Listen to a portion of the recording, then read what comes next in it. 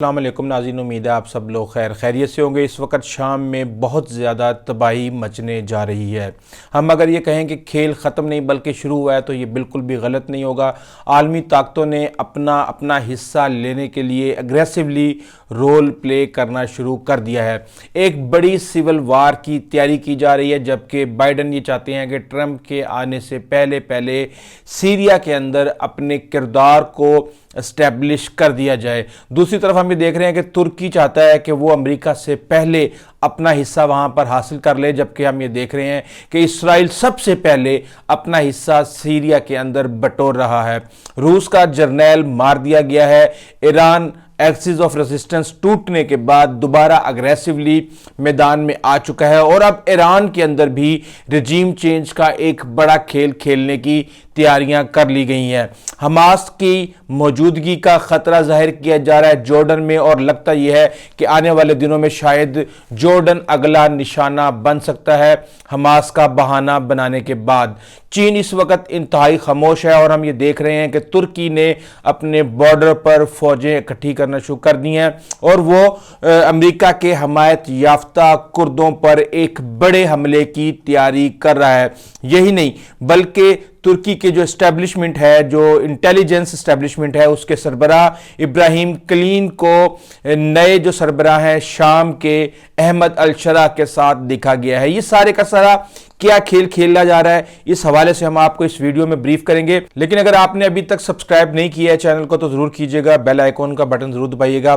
آج ہم نے دیکھا کہ نیتن یاہو گولان ہائٹس پر نظر آئے، اور وہاں پر انہوں نے تقریر کی، فوٹو سیشن کروایا، اور اس حوالے سے انہوں نے کچھ اپنے مستقبل کے لائحہ عمل کے بارے میں بتایا۔ شام کی سرحد پر یہ کسی بھی لیڈر کا پہلی دفعہ قدم رکھنا ہے، اور ہم یہ دیکھ رہے ہیں کہ یہ جو بفر زون 1967-73 سے بنا ہوا تھا اس کو اب اسرائیل نے رون دیا ہے۔ اس حوالے سے ہم نے دیکھا کہ ہرمون کی پہاڑی جو سب سے اونچی چوٹی ہے وہاں پر جا کر اسرائیل نے اپنی چوکیاں بنانا شروع کر دی ہیں۔ اس حوالے سے نیتن یاہو کا بیان آیا کہ ان کی فوج شامی سرحد کے بفر زون اور خصوصاً ہرمون پہاڑ کی چوٹی پر تب تک قیام کرے گی جب تک اسرائیل کے تحفظ کا کوئی اور انتظام نہیں ہو جاتا۔ اب اسرائیل کے تحفظ کا انتظام کس طرح ہوگا یہ آپ بہتر طریقے سے اندازہ لگا سکتے ہیں۔ یہ الفاظ انہوں نے اسی پہاڑ کی چوٹی پر گفتگو کرتے ہوئے کہی، اور انہوں نے کہا کہ اس علاقے کی سب سے اونچی چوٹی ہے جو کہ شام کے اندر ہے، اور اسرائیل کے زیر قبضہ گولان کی پہاڑیوں سے 10 کلومیٹر کے فاصلے پر ہے۔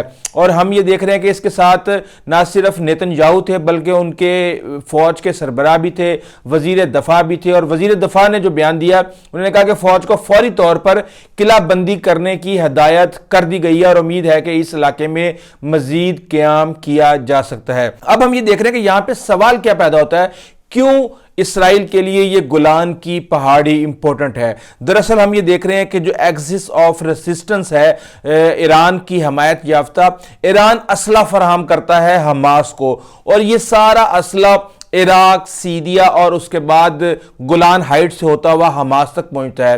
اس وقت ہم یہ دیکھ رہے ہیں کہ جہاں اسرائیل گریٹر اسرائیل کے اوپر کام کر رہا ہے، وہیں اسرائیل تمام رستے بند کر رہا ہے کہ کسی بھی طریقے سے کوئی بھی وہاں پر جہادی تنظیم کو کوئی اسلحہ فراہم نہ کر سکے۔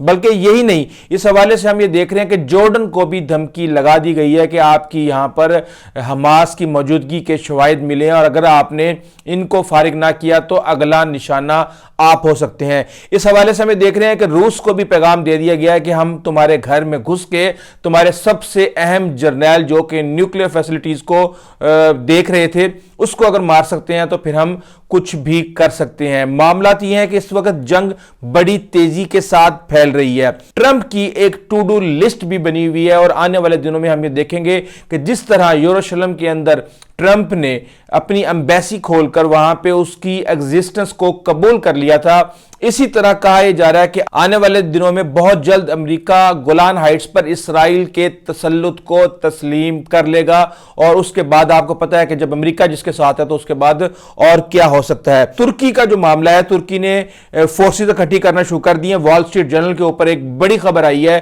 کہ ترکی نے اپنے حملے کی تیاری کر دی ہے شام کے اوپر۔ ان کی فوج ملیشیا، کمانڈوز جو کہ ترکی کی فوج کے کمانڈوز ہیں اور بڑا توپ خانہ وہاں پہ تیار کر لیا گیا ہے. اور ابراہیم کلین انہوں نے ملاقات کی ہے احمد الشرا سے 3 سے 4 دن پہلے. وہاں پر انہوں نے نماز بھی پڑھی ہے ان کے ساتھ اور یہ ساری کے ساری فیوچر کی پلاننگ وہاں پہ کی گئی ہے. اس وقت ہم دیکھ رہے ہیں کہ ترکی کے لیے سب سے بڑا مسئلہ کرد بنے ہوئے ہیں, کیونکہ کرد کردستان کا نعرہ لگاتے ہیں جبکہ امریکہ کردوں کو سپورٹ کر رہا ہے. اس حوالے سے ہم نے دیکھا کہ جب 2016 کے اندر ISIS نے شام کے اوپر قبضہ کیا تو یہ بڑا ہی ایک دلچسپ کھیل ہے جس میں کس طریقے سے تمام تیل کی تنصیبات پہ شام کی قبضہ کیا گیا. پہلے ISIS نے قبضہ کیا, اس کے بعد وہ قبضہ کردوں نے کر لیا اور کردوں کو امریکہ سپورٹ کر رہا تھا ایئر سٹرائکس کے ذریعے. یہ میں بھی آپ کو سارے فیکٹس بتا دوں, لیکن میں پہلے آپ کو ترکی کا کھیل بتا دوں کہ ترکی کا اس وقت یہ مسئلہ بنا ہوا ہے کہ وہ کسی بھی صورت چاہتا ہے کہ سیریا کے اندر زیادہ سے زیادہ رول پلے کیا جائے. ایک وقت تھا جب بشار الاسد اردگان کے دوست تھے, لیکن 2012 سے ترکی نے شام میں اپنی ایمبیسی بند کی ہوئی تھی جو کہ ابھی فوری طور پہ پچھلے ہفتے کھول دی گئی ہے اور وہاں سے آپریشن بھی سٹارٹ کر دیے گئے ہیں.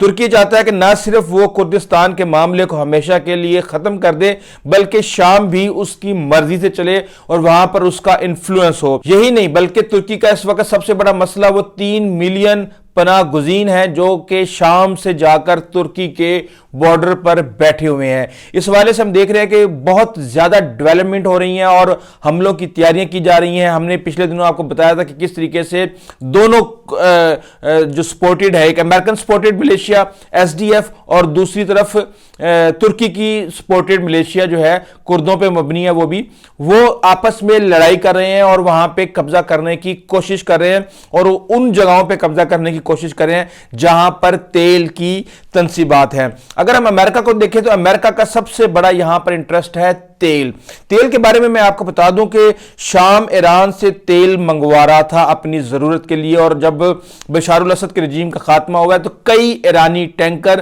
آدھے رستے سے واپس گئے ہیں کیونکہ وہاں پر رجائم چینج ہو چکا تھا. اب ہم نے یہ دیکھا کہ 2011 کے بعد سیریا سے کوئی بھی تیل ایکسپورٹ نہیں ہوا. اس کی ایک وجہ یہ تھی کہ وہاں پہ انٹرنیشنل پابندیاں لگا دی گئی تھیں, اور اس کے بعد ہم نے دیکھا کہ جتنی بھی گورنمنٹ کی تیل کی تنصیبات تھیں اس پر 2016 میں ISIS نے قبضہ کر لیا تھا اور پھر اس قبضے کو امریکہ نے کردوں کی مدد سے چھڑوایا, جس کو اب ترکی قبضہ کرنا چاہ رہا ہے اور وہ واپس احمد الشرا کو دینا چاہ رہا ہے. اب دیکھتے ہیں احمد الشرا کے ساتھ ان کی کس حد تک انڈرسٹینڈنگ چلتی ہے. اب 2010 میں اگر ہم ڈیٹے کو اٹھا کے دیکھتے ہیں تو 3,83,000 بیرل پر ڈے سیریا کے اندر آئل پروڈیوس ہو رہا تھا اور 2023 میں صرف 40,000 بیرل پر ڈے, یعنی آپ اندازہ لگا سکتے ہیں کہ 10 گنا تیل کی پیداوار وہاں پر کم ہو گئی.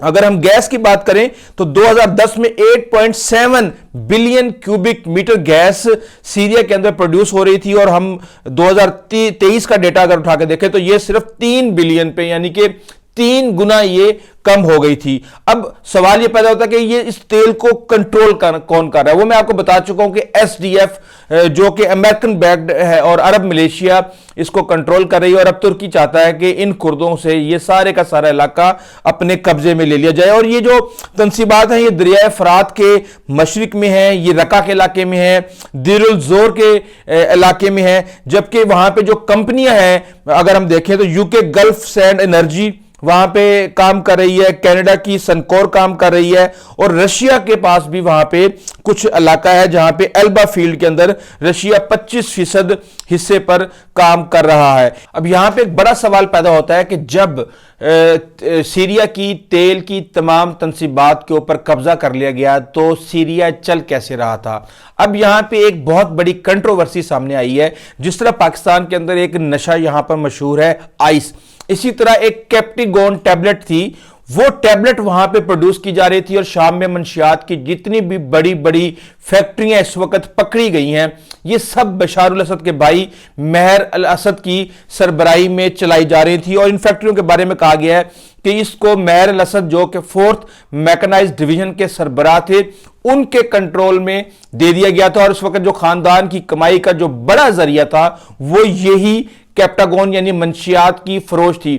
और इस हवाले से कहा जा रहा है कि यही नहीं बल्कि महर 4th डिवीजन का हिजबुल्लाह के साथ भी लड़ाई हुई, क्योंकि इससे पहले हिजबुल्लाह इस चीज को कंट्रोल कर रही थी। और ये जो फैक्ट्रियां हैं ये हम्स, लताकिया, तरतूस के देही इलाकों में थी। इस हवाले से कई फुटेज सामने आई हैं कि पंखे की रिवाइंड करने वाला जो हिस्सा होता है उसको जब खोला गया तो उसके अंदर गोलियां ही गोलियां भरी हुई थी। इस तरह फुटबॉल के अंदर जब फुटबॉलों को फाड़ा गया तो उनके अंदर भी गोलियां ही गोलियां भरी गई थी। इस हवाले से कहा जा रहा है कि इसका जितना भी मुनाफा होता था उसको मनी लॉन्ड्रिंग के जरिए बैरून मुल्क भेज दिया जाता था, और ये सारी की सारी जो मंशियात है ये समंदर के रास्ते अरब ममालिक में बरामद की जाती थी। हम इस तरह के इल्जामात पहले भी देखते आ रहे हैं। हमने देखा था कि अफगानिस्तान की मंशियात का इल्जाम लगाया जा रहा था, कभी CIA पे लगाया जाता था, कभी ISI पे लगाया जाता था, जबकि हमास ने जब ऑपरेशन स्टार्ट किया है या हमने देखा है कि जब रूस की जंग शुरू हुई है तो क्रिप्टो करेंसी के बारे में भी बहुत सी बातें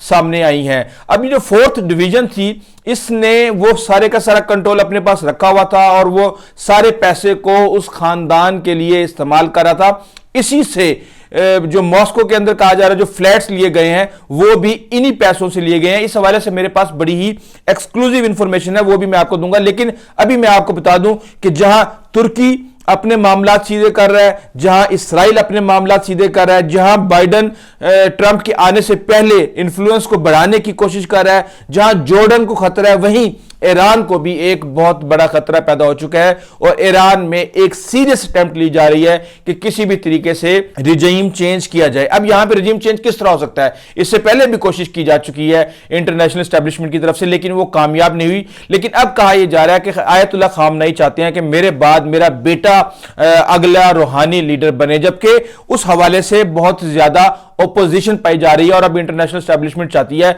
कि उस ओपोजिशन को किसी भी तरीके से सपोर्ट करके इक्तदार में लाया जाए और फिर उनसे अपने मुतालबात मनवाए जाएं। इस हवाले से जो डेवलपमेंट्स है वो बड़ी तेजी से हो रही हैं और हम आपको इससे लम्हा बे लम्हा आगाह कर रहे हैं। अगर आपने हमारा चैनल अभी तक सब्सक्राइब नहीं किया तो जरूर कीजिएगा। आइंदा तक इजाजत दीजिए। अल्लाह हाफिज।